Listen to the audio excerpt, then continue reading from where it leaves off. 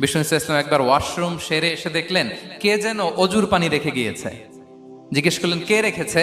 বলা হলো আব্দুল্লাহ ইবনে আব্বাস রেখে, ছোট্ট আব্দুল্লাহ। বিষ্ণু ইসলাম খুশি হয়ে গেলেন, হায় রে, সে কিভাবে খেয়াল করলো, আমি এখন ওয়াশরুম থেকে আসলেই তো আমার অজুর পানি লাগবে। খুশি হয়ে একটা দোয়া করলেন তার জন্য। তিনি বললেন আল্লাহুম্মা ফাক্কিহহু ফিদ্দীন ওয়া আল্লিমহু তা'বীল, মানে হে আল্লাহ, আপনি তাকে দ্বীনের জ্ঞান দেন এবং কোরআনের ব্যাখ্যা তারে শিক্ষা দেন। বিশ্বনবীর এই দোয়া এমন ভাবে কবুল হয়েছে, এই আব্দুল্লাহ ইবনে আব্বাস যত মুফাসসির পৃথিবীতে আসবে সকল মুফাসসিরদের সম্রাট হিসেবে আল্লাহ তাকে কবুল করেছেন। বিশ্বনবীর দোয়া তারা পেয়েছেন। উম্মে সুলাইম রাদিয়াল্লাহু তাআলা আনহা, আনাস রাদিয়াল্লাহু তাআলা আনহুকে নিয়ে আসলেন, বললেন নবী হে, আপনি এসেছেন, আমরা যে এত খুশি মদিনাবাসী, সবাই দেখে আপনার হাতে কিছু না কিছু হাদিয়া দেয়, আমি কি দিব?